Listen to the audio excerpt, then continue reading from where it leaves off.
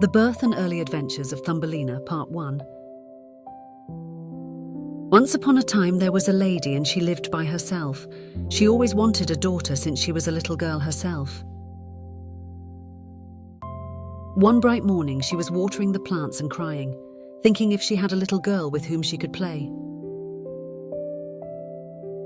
A fairy godmother appeared in front of her. "What happened, my child? Why are you crying?"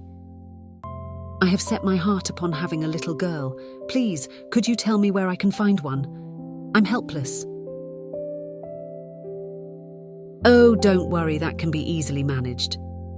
The fairy godmother, with her magical powers, brought forward a seed in front of her. "My child, you see, this is not an ordinary seed that grows in farms. This seed needs lots of love and warmth. Put it into a flower pot and see what will happen. And don't forget to give it enough sunlight." "Oh, thank you, godmother. You are so generous." She planted the seed in the pot. She kept the pot in front of the window for enough sunlight.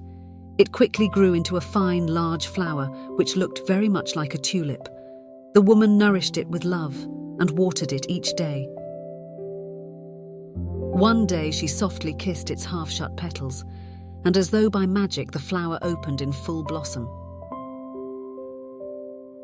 Inside sat a very delicate and graceful little maiden girl. "She's my child, my daughter.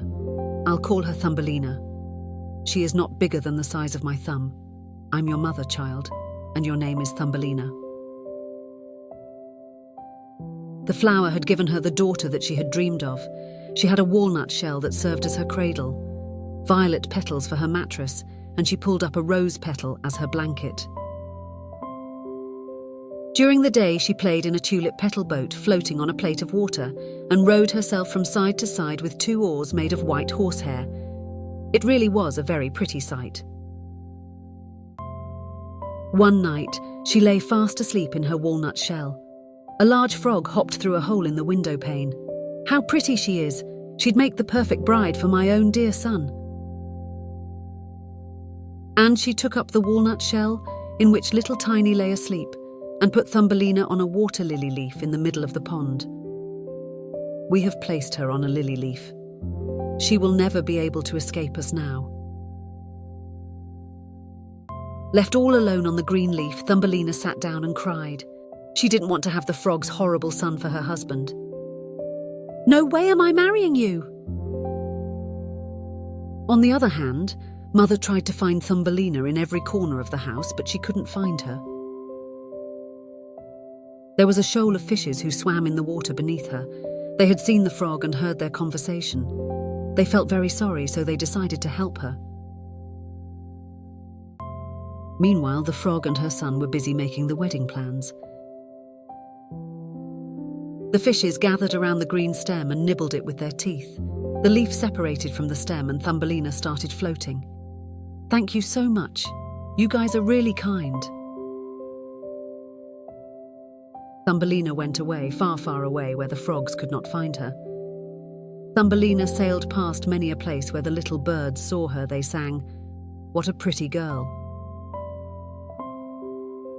As darkness grew, she wrapped herself with the leaf and slept.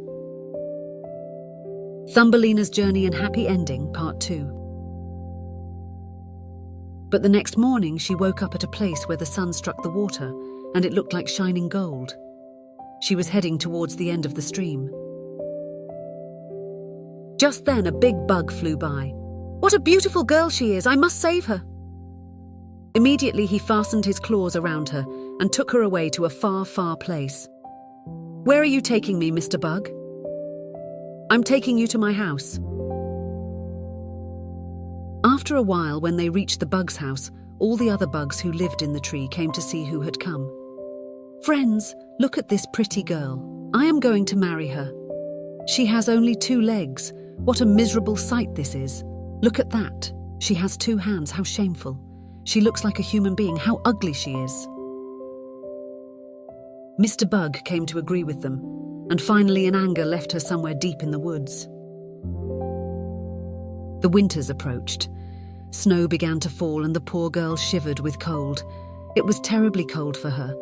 She walked and walked, finding food and shelter. No sooner did she come across a little cottage. She went to the huge door of the cottage and knocked.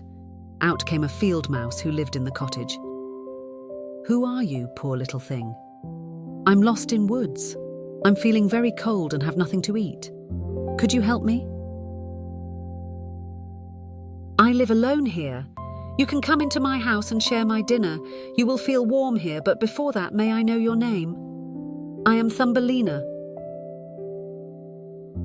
Thumbelina came inside.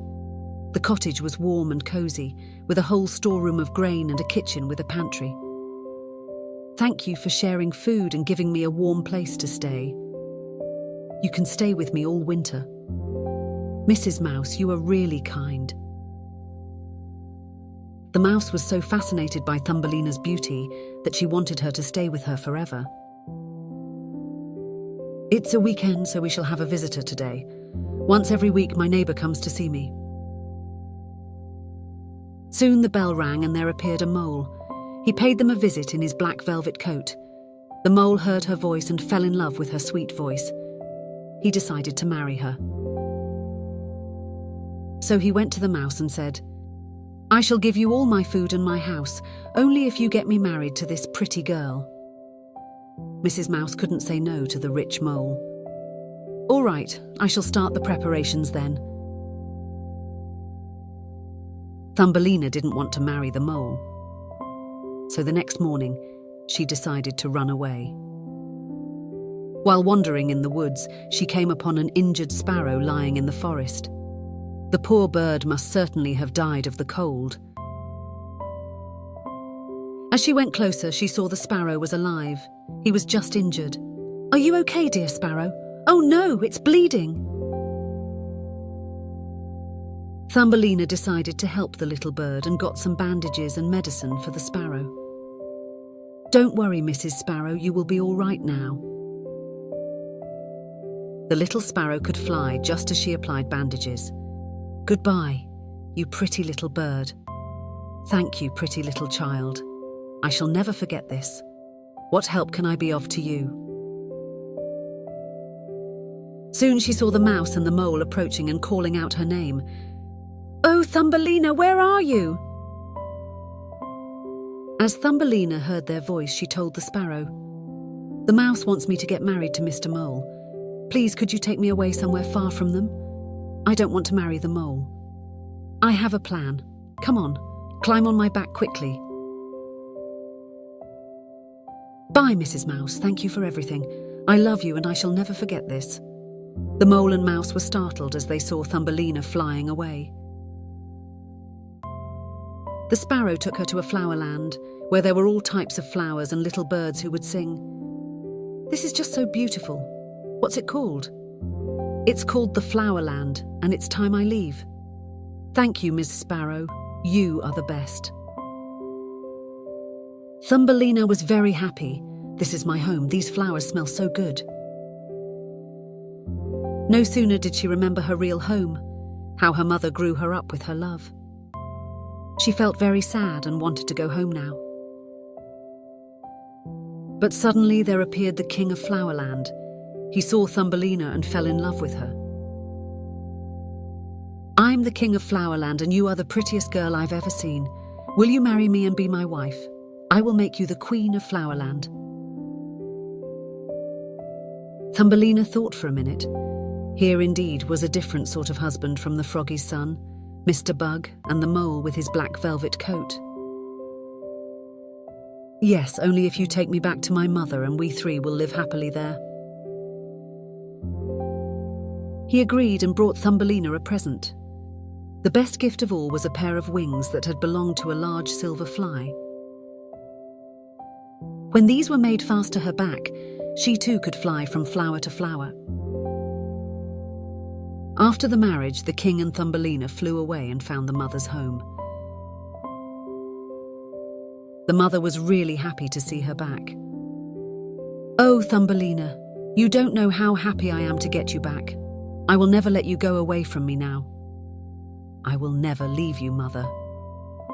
Mother welcomed both of them, and they lived happily ever after.